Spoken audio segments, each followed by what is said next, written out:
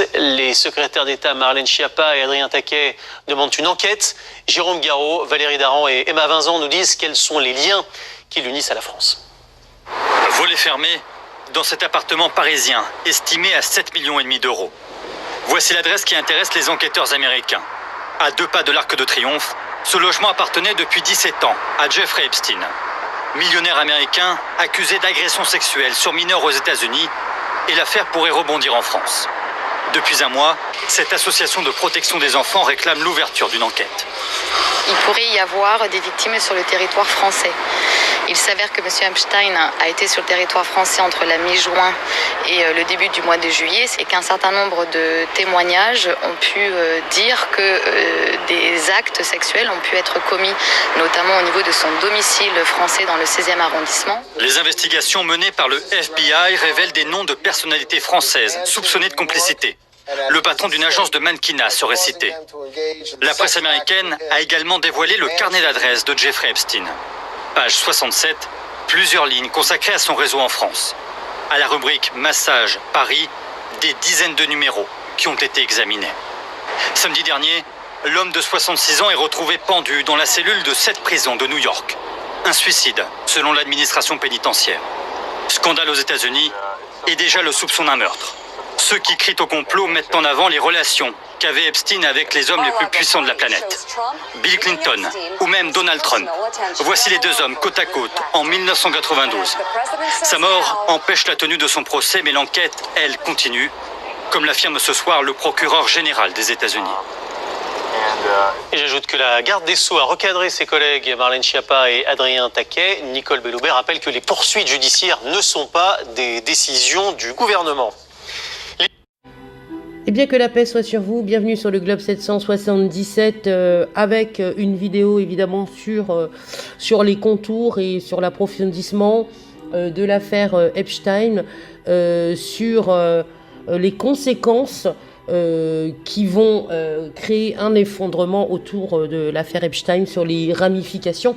Donc une vidéo que je vous conseillerais, j'ai voulu faire un petit tri, une vidéo que je vous conseillerais, c'est justement Exister en liberté, qui elle fait tout de suite la corrélation avec en fait non seulement le consentement mais le discernement, cette réforme globale qui tourne à côté de qui tourne autour de la protection de l'enfance. Donc là, elle nous explique. Alors moi, je vous invite à aller voir toute sa vidéo parce que c'est quand même intéressant ce qu'elle a à dire. Par rapport aux tribunaux militaires, par rapport aux réseaux qui ont été infiltrés depuis des années. Comment se fait-il que, bizarrement, il y a un suicide, ce suicide soit appuyé derrière par les médias, et puis, tout de suite, on nous dit que ceux qui oseraient penser que ce n'est pas un suicide, eh bien, seraient un peu des complotistes. Moi, ça me gêne d'entendre tous les médias parler de complotisme pour ceux qui ne croiraient pas que c'est un vrai suicide. Donc là, je me pose une question. Donc voilà, je vous laisse l'écouter et puis je vous mettrai d'autres choses. Le 6, comme vous le savez, le 6 juillet, une date à marquer d'une pierre blanche. Et bizarrement, la garde des Sceaux, Nicole Belloubet, le 7 juillet, annonce un grand virage en matière de tout ce qui concerne en fait l'enfance délinquante. Et elle décide, elle dit elle-même, et je la cite, elle dit que j'ai fait le choix de prendre à bras le corps le sujet de la réforme de 1945. Il me semble nécessaire de réécrire ce texte dans une stratégie globale de protection de l'enfance. Alors, je ne sais pas si vous savez, mais la stratégie globale, on en entend parler tous les jours. Ça doit être une phrase qu'ils adorent, qui les fait se reconnecter entre eux, je ne sais pas. Mais c'est la stratégie globale. Alors ça, la stratégie globale, on n'entend que ça. Il met à toutes les sauces, et elle insiste, Madame la garde des Sceaux. Elle dit, le juge pourra faire jouer, écoutez bien, le discernement et admettre qu'un enfant de 12 ans, 11 ans, puisse être responsable pénalement. Nous y voilà donc. Nous sommes dans la ligne droite des droits sexuels dans les écoles imposés par l'OMS à la base, puis qui fait suite à la loi Schiappa sur le consentement et le non-consentement. Et le coup de grâce final va être asséné par Madame Belloubet, qui a décidé qu'il fallait faire une réforme de cette ordonnance de 1945 en disant que nos enfants ont le discernement à l'âge de 11 ans. Je ne sais pas si vous comprenez ce que ça veut dire. Ça veut dire que demain, déjà vos enfants seront consentants, parce qu'ils auront eu les droits sexuels dans les écoles, et donc forcément, comme ils sont consentants, au tribunal, c'est déjà compliqué. Ça l'était déjà très avant, puisque il y a très peu de condamnations, comme vous avez pu vous en rendre compte, si vous lisez un peu les journaux, si vous regardez les affaires. Ils échappent tous à la justice, parce que ces réseaux-là, forcément, sont tous protégés par qui on sait. Ça veut donc dire qu'en plus d'être consentants, ils n'ont pas le discernement. Donc quand ils voudront déposer plainte, je pense qu'ils seront accusés de diffamation. Et surtout, ayant le discernement, eh bien écoutez, vos enfants savent ce qu'ils font avec un adulte. C'est très grave ce qui vient de se passer, et c'est pas quelque chose de nouveau. C'est quelque chose qui a déjà été modifié en 2016, le 26 juillet 2016. Il y a une version qui est en vigueur pour le 26 juillet 2019, donc ces jours-ci. Ils ont vraiment prévu de se protéger eux, évidemment.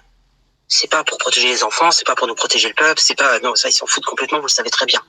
Cette ordonnance, cette modification de l'ordonnance par le garde des Sceaux, de quel droit? De quel droit modifie-t-elle, sans même demander à la France, aux Français, par référendum déjà d'une part, et elle l'annonce comme ça à l'Assemblée nationale, alors qu'en fait, à la base, elle doit demander l'autorisation déjà au Parlement, c'est-à-dire aux députés et aux sénateurs, et cette loi doit être votée par ces deux, c'est-à-dire le Parlement. Et si cette loi passe, ça veut donc dire que nos députés, nos sénateurs seront complices de cette nouvelle version qui permettra à des enfants de 11 ans d'être responsables du discernement qu'on leur imposera. Alors elle dit que le juge pourra jouer le discernement, admettre qu'il est responsable pénalement. C'est-à-dire qu'en fait, tout acte qui sera porté contre un enfant ne sera pas défendable puisqu'il est responsable. Extrêmement grave. Alors nous sommes dans une logique véritablement de destruction des enfants. Nous sommes dans une logique où véritablement on se précipite, clairement on se précipite. Bizarrement, après l'affaire Epstein, est-ce qu'on serait en réaction à toutes les têtes qui sont en train de tomber aux États-Unis? La France veut-elle se protéger? D'ailleurs, protéger qui? Je vous le demande. Certainement pas nos enfants. Bonjour Marie Grimaud. Bonjour. Et merci beaucoup d'être en ligne avec nous ce matin. Vous êtes avocate de l'association Innocence en danger. On parle avec vous de l'affaire Jeffrey Epstein, ce milliardaire américain retrouvé mort samedi dernier dans sa cellule en prison, accusé d'abus sexuels sur mineurs, des dizaines et des dizaines de mineurs. Le FBI parle de suicide apparent. Il y a une enquête qui nous intéresse avec vous. Ce sont les possibles ramifications de cette affaire en France. Vous avez l'association Innocence en danger dès le 23 juillet adressé un signalement au parquet de Paris. Pourquoi, pour vous, est-ce qu'il est clair qu'il y a un volet français? Écoutez, ça tient déjà premièrement à la personnalité de cet homme-là, à partir des éléments qui ont été déjà révélés par les enquêteurs américains, et je dirais du mode de prédation tel qu'il est exposé aujourd'hui. Il est bien évident que cet homme, à partir du moment où il quitte le territoire américain, il quitte également ce territoire avec sa personnalité. Quand on voit le nombre de victimes qui existent actuellement aux États-Unis, il serait bien hypocrite de croire que cet homme-là, une fois sur le territoire français, s'arrêtait totalement, je dirais, dans les agressions qu'il pouvait commettre. Donc ça tient d'abord à sa personnalité. Parce qu'il venait, pardon, je vous coupe juste une seconde pour préciser qu'effectivement, il venait régulièrement en France. Il avait notamment un appartement à Paris. Exactement, dans le 16e arrondissement. Maintenant, des carnets de bord ont été retrouvés également à son domicile. Des témoignages, en tout cas deux pistes, laisseraient, en tout cas orientent vers deux victimes potentiellement françaises. Des complices tels que présentés également par les enquêteurs américains sont de nationalité française. Et puis, juste avant son arrestation, cela faisait près d'un mois qu'il était sur le territoire français. Donc il y a, un faisceau d'indices qui laisserait à penser que des victimes pourraient exister sur notre territoire. Alors, un faisceau d'indices qui laisserait à penser que des victimes pourraient exister sur notre territoire. Alors le parquet de Paris dit que de premières vérifications sont en cours. On en est là pour le moment officiellement. Vous nous parlez quand même donc ce matin, pour dire les choses clairement, de au moins 2 potentielles victimes françaises. Oui, ce sont des éléments qui sont en cours de vérification actuellement. Maintenant, il est un peu dramatique que toutes ces investigations reposent sur les épaules des associations, relèvent de la responsabilité des associations. Cela va faire près de 3 semaines que l'association Innocence en danger doit travailler sur ce dossier par l'intermédiaire de ses correspondants américains, puisqu'il y a un bureau à New York de cette ONG et que cette ONG travaille directement avec les enquêteurs. Aujourd'hui, en France, en général, le parquet va attendre qu'on lui serve l'intégralité des preuves pour éventuellement se poser la question s'il doit ouvrir une enquête ou pas. Je pense qu'à partir du moment où il y a des personnalités qui sont de nationalité française, qu'il y a déjà beaucoup de victimes qui se sont déclarées sur le territoire américain, que M. Epstein avait sa résidence secondaire sur le territoire français. Bref, il y a déjà suffisamment d'éléments pour ouvrir une enquête et ne pas faire porter la responsabilité sur les épaules des associations pour attendre qu'elles puissent délivrer des témoignages et peut-être des victimes pour se poser la question d'investigation supplémentaire. Oui.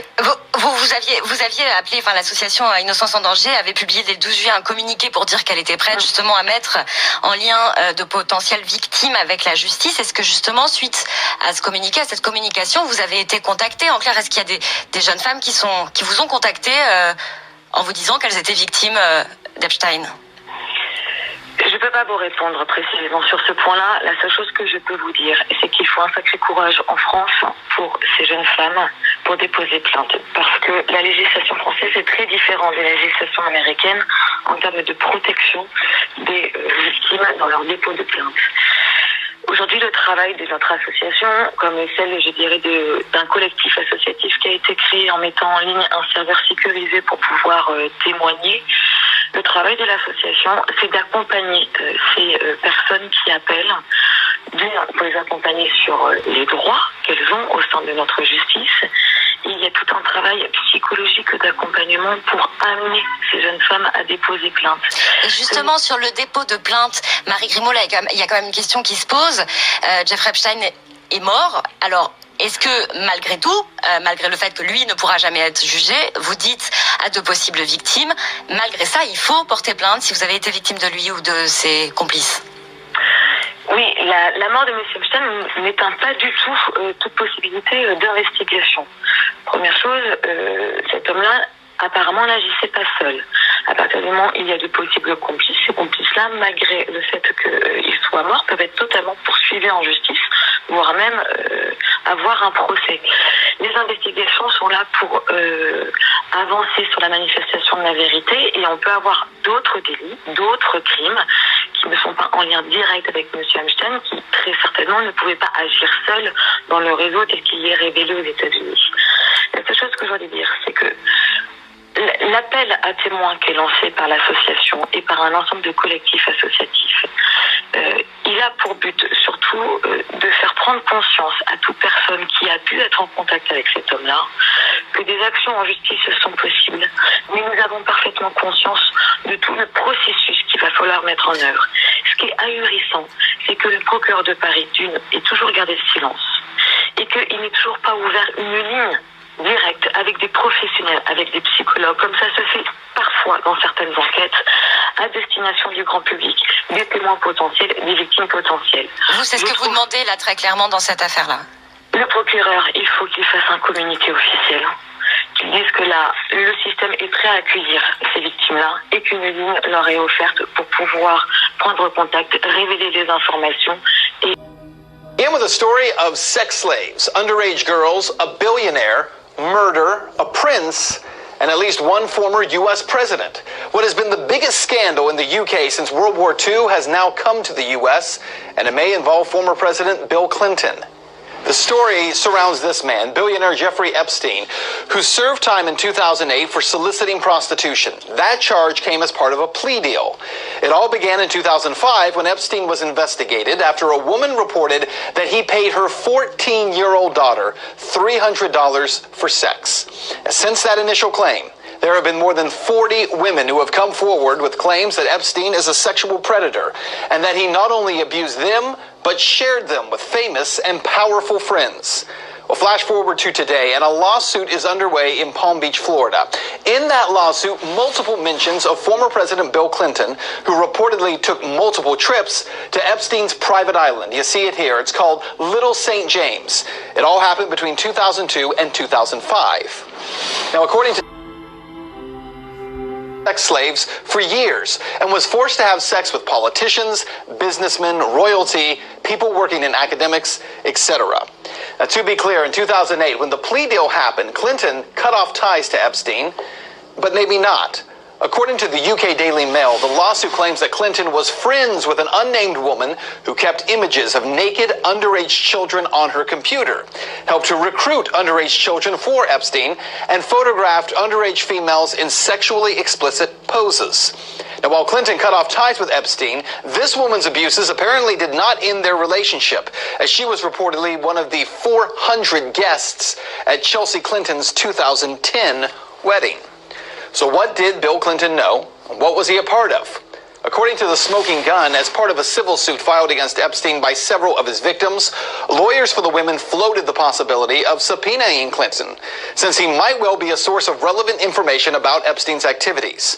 And while Clinton was never deposed, lawyers obtained Epstein's computerized phone directory, which included email addresses for Clinton, along with 21 phone numbers for him, including those for his assistant, Doug Band, according to a court filing. Now, I spoke earlier with Dennis Hoff, the owner of the Bunny Ranch in Nevada, and a man who personally knows Bill Clinton. In fact, Hoff photographed Clinton with two of his Bunny Ranch girls at a charity event in Los Angeles in March of last year. I asked Hoff if with multiple trips to Little St. John Island, if there is any way that Bill Clinton was not aware of these underage girls. I don't believe it's possible. It's amazing that this happened and came to light. And I don't think Bill Clinton would ever want to be involved with an underage girl. But the fact that it's happening in front of his eyes and that the Secret Service guys didn't do something about it is shocking. 21 phone numbers as well as email addresses that were reportedly belonged to him that were in possession of Jeffrey Epstein. What does that say to you? Well, it says that this Epstein is just an absolute disgusting pig. I mean, to be messing around with underage girls, it's just unbelievable. Now, I give Bill Clinton a little bit of a pass because, look, he had other parties after this all happened, and who went to it? Stephanopoulos, Katie Couric, Woody Allen, which is not a good sign, I guess, and Chelsea Handler. So it could be possible that Clinton did not know about this, but it's almost hard to believe. And that party that Hoff mentions there was just one party as compared to the multiple visits by Bill Clinton. But this story is much bigger than just former President Clinton. Prince Andrew, the Duke of York, is being connected to this scandal as well. In 2001, Virginia Roberts, a 17-year-old who now claims to have been held as Epstein's sex slave, was introduced to Prince Andrew while staying at a London home. Ms. Roberts claims that she was paid £10,000 as a reward for having sex with Prince Andrew by Epstein. I spoke earlier with RT UK presenter Afshin Ratanzi, and he says that the scandal around Prince Andrew is growing daily. It is definitely building in the infamous British tabloid press, who are kind of at war with the royal family as the general election campaign here proper begins. It is a kind of old story, but of course we are getting further facts because of the plaintiff, in effect. Now, in the UK, this story, though, is a lot larger than just Jeffrey Epstein and Prince Andrew. In fact, it seems like it involves this pedophilia ring that reaches into the highest levels of British society, including presenters with the BBC, including members of parliament. It seems like this is a growing story that involves some 1,400 kids. Can you tell me a little bit about that and the development over the last year into that story? Yeah, around the world, the headlines from Britain tend to, in the international newspapers, seem to make out that Britain is this center of upper-class pedophilia. And indeed, the press here also reflecting those stories. There is a certain degree of frenzy about it, it has to be said, but at the same time, the story keeps giving, because the latest, quite apart from the fact that there have been entertainers jailed, quite apart from the fact that close confidants of the powerful have been jailed, top public relations people and so on, now the story seems to be concerning not only pedophile rings, but actually murder, and murder so close to the Palace of Westminster itself, the so-called Mother of Parliaments. So these cases are ongoing. And can you define for us the murder charge? That goes back to a young man who was believed to have died during one of these orgies, is that correct? That's right. There's testimony that's now being investigated as to whether rent boys, I suppose, the murder of rent boys by prominent politicians, with people being named. But I think it's very important to emphasize the fact that Le milliardaire américain Jeffrey Epstein est mort ce samedi matin à l'âge de 66 ans. Selon le New York Times, le financier déchu s'est pendu dans sa cellule de la prison de Manhattan, établissement où il attendait son procès. En juillet dernier, Jeffrey Epstein avait été inculpé d'exploitation sexuelle sur une quarantaine de mineurs. Selon l'acte d'accusation, il aurait fait venir des jeunes filles dans ses résidences pour qu'elles se livrent à des actes sexuels avec lui. Il leur donnait ensuite des centaines de dollars en liquide. Des faits qui se seraient déroulés entre 2002 et 2005. L'homme d'affaires risquait la prison à perpétuité. Ancien proche de Donald Trump et de Bill Clinton, ce milliardaire avait fait fortune dans la finance en travaillant dans une grande banque d'investissement, puis avait créé son propre cabinet.